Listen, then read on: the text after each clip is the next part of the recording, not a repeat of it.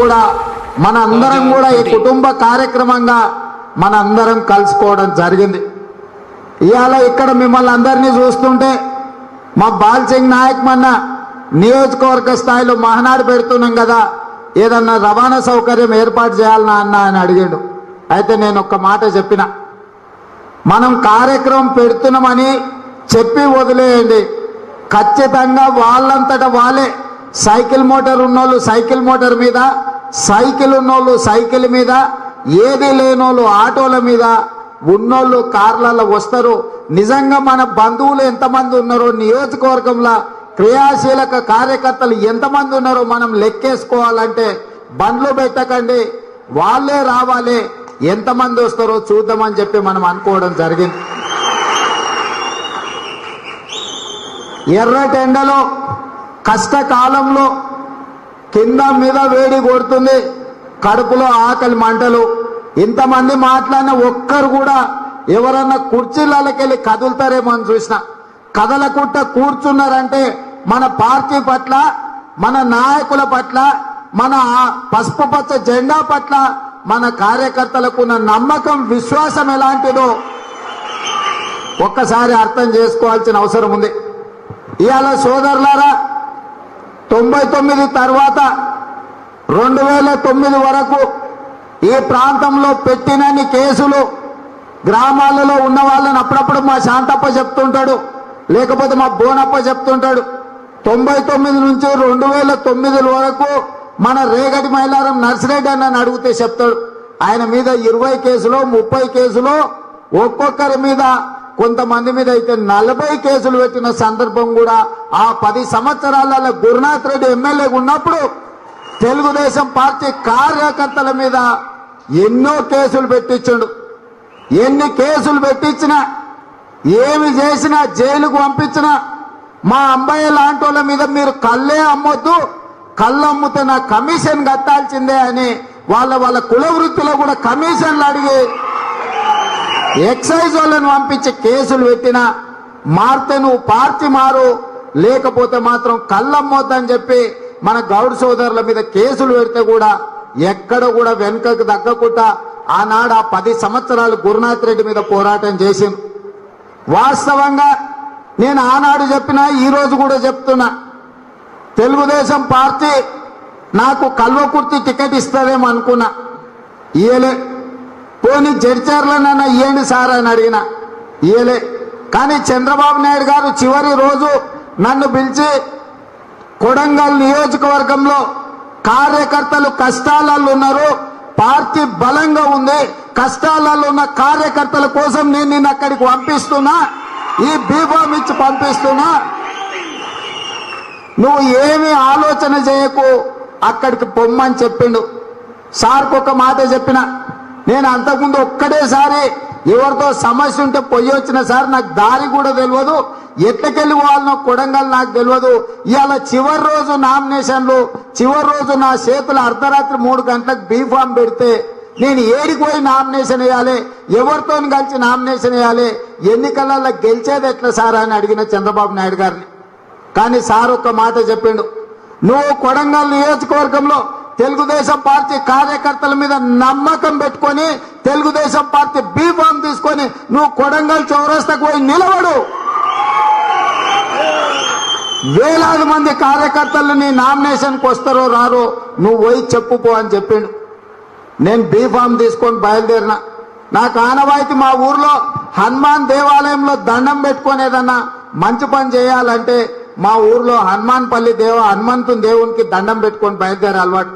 3 గంటలకు చంద్రబాబు నాయుడు గారు బీఫామ్ ఇస్తే అక్కడి నుంచి మా సొంతూరుకు పోయి గుళ్ళె దండం పెట్టుకొని, ఇక ఉన్నది నువ్వే స్వామి, నువ్వే చూసుకో, ఏం జరుగుతుందో నాకు తెలియదు, పార్టీ ఆదేశం ఇచ్చింది, రాముడు ఆదేశం ఇస్తే హనుమంతుడు ఎట్లయితే పోయిండో చంద్రబాబు నాయుడు గారు ఆదేశం ఇస్తే కొడంగల్ కూడా నేను గట్లనే పోతున్నా, అక్కడ ఉన్న కార్యకర్తల మీద నమ్మకంతో నేను పోతున్నా అని చెప్పి చక్కగా బయలుదేరి వచ్చేటప్పుడు రాఘవరెడ్డి అన్నకు ఫోన్ చేసిన, అన్న మర్చిపోయిండో ఏమో నాకు తెలియదు కానీ, అన్న నామినేషన్ ఏనికి వస్తున్నా, ఏమి సంగతి అని 2 రోజుల ముందన్న నిర్ణయం తీసుకుంటే బాగుండేది కదా, ఏంది పరిస్థితి అంటే, ఇక పార్టీ ఆదేశించింది వస్తున్నా, నామినేషన్కి అయితే రావాల్సిందే, వేయాల్సిందే కదా అని బాల్సింగ్ తో మాట్లాడినా.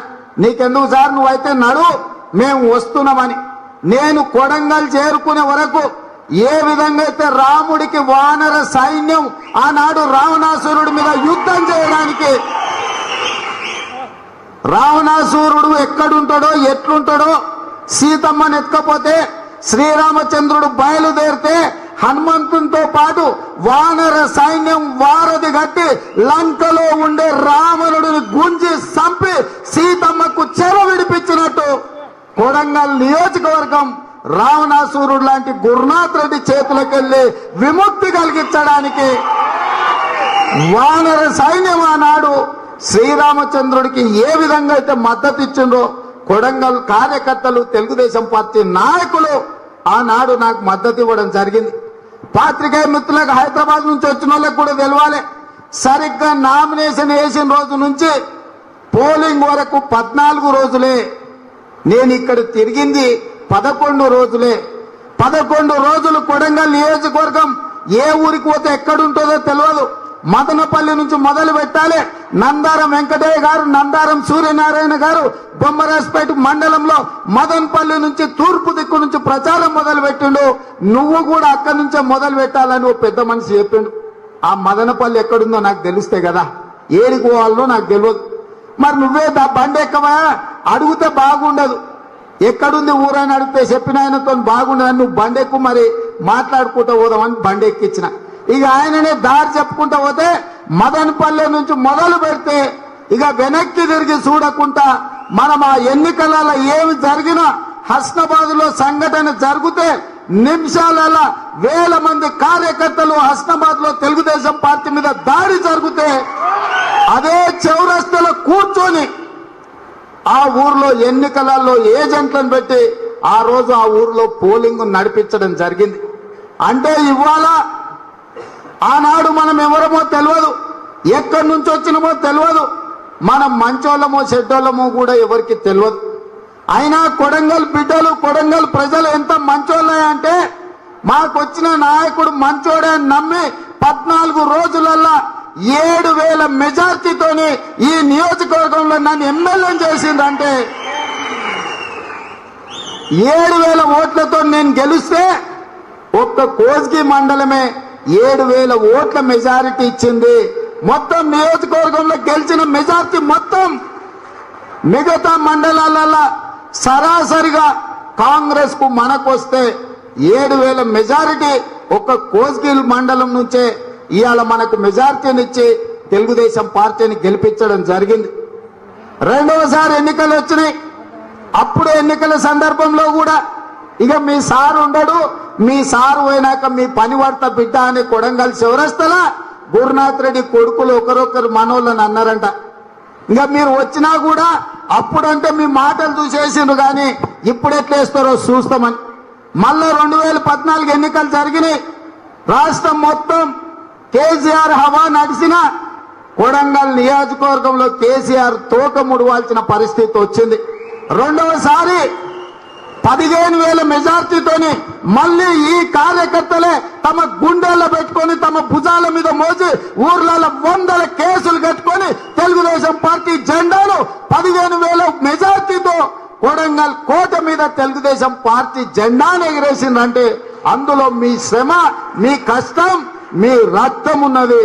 నేను బతికున్నంత కాలం కొడంగల్ కార్యకర్తల కష్టాన్ని గుర్తుపెట్టుకుంటా. ఇవాళ నేను చాలా మందికి ఏం పని చేసిపోయి ఉండొచ్చు, కొన్నిసార్లు పలకరించడానికి కూడా నేను సమయం దొరకకపోవచ్చు, కొన్నిసార్లు మీకు కలవకపోయి ఉండొచ్చు. కానీ ఈ రాష్ట్రంలో కొడంగల్ నియోజకవర్గానికి గుర్తింపు తీసుకురావాలంటే, కొడంగల్లో తెలుగుదేశం పార్టీ కార్యకర్తలను కాపాడుకోవాలంటే మా నాయకుడు రేవంత్ రెడ్డి ఇక్కడి నుంచి ఎమ్మెల్యే కావాలని మీరే సొంతంగా ఎన్నికలలో నిలబడితే ఎంత కష్టపడతారో అంతకంటే ఎక్కువ కష్టపడి నన్ను ఈ రోజు ఎమ్మెల్యేగా గెలిపించిండ్రు రెండవసారి. ఇవాళ మీరు గుండెల్లో పెట్టి చూసుకున్నారు కాబట్టి, ఇవాళ అభిమానంతో గెలిపిస్తున్నారు కాబట్టి అప్పుడప్పుడు మా హనుమంతనే కోపం వస్తుంటది. ఊరికి రోడ్డు వేపిస్తా అని 7 ఏళ్ళు 8 ఏళ్ళు అయింది, నువ్వు నా ఊరికి మాత్రం రోడ్డు వేపిస్తలేవని. నేను కనిపించినప్పుడు అన్న కోపం వస్తుంది, నా మీద కోపం అవుతాడు. నేను మళ్ళీ అక్కడ పోగానే ఎవరన్నా పార్టీ గురించి అన్నా నా గురించి అన్నా ఏమన్నా అట్లిట్లా మాట్లాడితే అసలే ఊరుకోడు. ఇలా యాదగిరి చెప్పింది అదే, అన్ని కోపాలు ఉంటాయి మాకు, కానీ సార్ ముఖం చూడంగానే ఏం అనలేకపోతామని. అది నా గొప్పతనం కాదు, పార్టీ గొప్పతనం, ఈ భుజం మీద వేసుకున్న పసుపు పచ్చ జెండా గొప్పతనం, ఈ కండువ గొప్పతనం. ఇవాళ ఈ కండువాను ఈ జెండాను నాకు ఇచ్చి చంద్రబాబు నాయుడు గారు పంపించిండ్రు.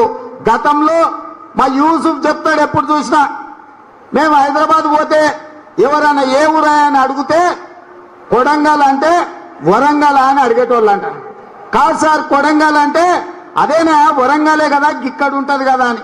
కాదని రాసి చూపించి ఎక్కడుందో చెప్తే గాని గుర్తుపట్టేటోళ్ళు కాదు. కానీ ఇవాళ ఈ రాష్ట్రమే కాదు, పక్క రాష్ట్రం పోయినా మీది ఏ ఊరే అంటే కొడంగల్ అంటే ఓహో మీరు రేవంత్ రెడ్డి నియోజకవర్గమా, మీ ఎమ్మెల్యే రేవంత్ రెడ్డి అని. లేదు అంటే అవతల పార్టీ వాళ్ళు ఊరు పేరు చెప్తే గుర్తుపట్టకపోతే ఆ మధ్యలో కూడా చెప్పిన, మళ్ళా కూడా గుర్తు చేస్తున్నా. గురునాథ్ రెడ్డిని హైదరాబాద్ లో పోతుంటే ట్రాఫిక్ పోలీసు వాళ్ళు ఆపిరట.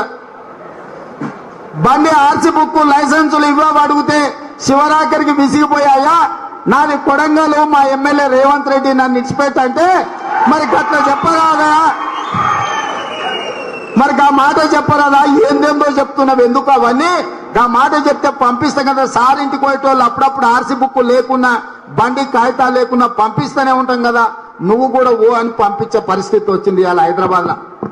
కాబట్టి ఇవాళ మన నియోజకవర్గం గురించి అహర్నిశలు కృషి చేసి ఇవాళ గతంలో ఏ ఊరికి కూడా రోడ్డు లేకుండే, ఏ ఊర్లో కూడా కరెంటు లేకుండే చక్కగా, ఏ ఊర్లో కూడా తాగడానికి మంచినీళ్లు లేకుండే, ఏ ఊర్లో కూడా బడి లేకుండే, గుళ్ళ సంగతి చెప్పాల్సిన పనే లేదు. ఇవాళ 2011లో వాటర్ గ్రిడ్ అని ఇవాళ చెప్తుండే కేసీఆర్. 2014 అధికారంలోకి వచ్చిన తర్వాత కోయిల్ సాగర్ నుంచి 250 కోట్లతోని 350 గ్రామాల కోసం వాటర్ గ్రిడ్ తీసుకొచ్చింది మనం. 60 కోట్లు ఖర్చు పెట్టిన తర్వాత ఇవాళ దాన్ని పూర్తి కాకుండా అడ్డం పడి, అది పూర్తి అయితే కేసీఆర్ కంటే ముందే మనకు మంచి పేరు వస్తుందని చెప్పి ఇవాళ మన వాటర్ గ్రిడ్ ప్రోగ్రామ్ ను పక్కన పెట్టి ఆయన ఏందో తెస్తున్నా అని చెప్తున్నాడు.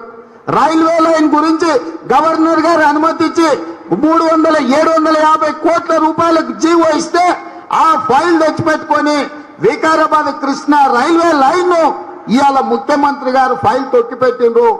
అదే విధంగా కృష్ణా జలాలను 1550 కోట్ల రూపాయలతోని కొడంగల్ కు జీవో తీసుకొచ్చి అన్ని అనుమతులు తీసుకొస్తే ఇవాళ టెండర్ పిలవకుండా మన నియోజకవర్గ రైతులకు పంటలకు నీళ్లు ఇవ్వడానికి ఇవాళ అడ్డం పెట్టి కూర్చున్నాడంటే మన నియోజకవర్గం మీద ఏ రకమైన కక్ష సాధిస్తారో ఒక్కసారి ఆలోచన చేయండి. కోస్గిలో బస్ డిపో కోసం కూడా 5 ఎకరాల భూమి కొనిచ్చి 2 కోట్ల రూపాయలు మనమే సొంతంగా ఇస్తే 5 సంవత్సరాల నుంచి ఆనాడు కాంగ్రెస్ లో అడ్డం పడ్డ గురునాథ్ రెడ్డి ఇవాళ టీఆర్ఎస్ లో ఉండి మన బస్సు డిపో కట్టకుండా ఇవాళ అడ్డం పడుతున్నాడు. ఇలాంటి పరిస్థితులు ఉన్నా మనము హైదరాబాద్ తో పోటీ పడి ఇవాళ రోడ్లు గాని, లైట్లు గాని, కరెంటు గాని, సబ్ స్టేషన్లు గాని, తాగడానికి నీళ్లు గాని ఇవాళ మన నియోజకవర్గానికి తెచ్చుకున్నాం. ఇవాళ అప్పుడప్పుడు కొన్నిసార్లు ప్రభుత్వం పనిచేయకపోతే విసుగొచ్చి వదిలేయాలనిపిస్తుంది. అప్పుడు మన నర్సప్ప గుర్తొస్తాడు. నర్సప్ప ఏదైనా పట్టిండంటే ఇంకా మనిషిని పని చేసే వరకు ఇడిచిపెట్టాడు. నాకు ఒక ఎమ్మెల్యే ఉన్న టీటీడీలా మన సండ్ర వెంకట వీరయ్య గారు. అసలు మన నర్సప్ప సంగతి మనం ఎట్లాటోళ్ళం కొడంగల్లో తెలవాలని ఓ పని ఆయనకు చెప్పి ఆయనకు అప్పచెప్పిన, ఇగో మావాడు వస్తాడు పని చేసి పెట్టని. మన ఎప్పుడో ఖమ్మం పోయినప్పుడు కాళ్ళకు దండం పెడుతుడు, ఓ స్వామి ఎట్లాంటి తలిగించిన స్వామి, నన్ను నిద్ర కూడా ఓనిస్తలేడు, సంసారం కూడా చేయనిస్తలేడు, ఆ పని ఏందో గాని మీ కొడంగల్లో లేని ఇట్లా పట్టుకుంటారని. అంటే గ్రామాలలో అభివృద్ధి కోసం ఆయన అడిగింది ఇంటి పని కోసం కాదు, ఊర్ల గుడి పని కోసం అడిగిండు. ప్రజల కోసం మనం పని చేద్దాం, మనం నిలబెట్టుకుందాం. ఇవాళ కేసీఆర్కి ఎవరన్నా భయం లేదు, తెలుగుదేశం పార్టీ అంటేనే భయం ఉంది. ఇవాళ గతంలో గురునాథ్ రెడ్డి కొడంగల్లో ఏ విధంగా దొరపోకడులు పోయిండో, థ్యాంక్ యూ. ఈ వీడియో మీకు నచ్చితే లైక్ బటన్ టచ్ చేయండి. తాజా 30 ఛానల్ కు సబ్స్క్రైబ్ చేయండి. మీ మిత్రులకు షేర్ చేయండి.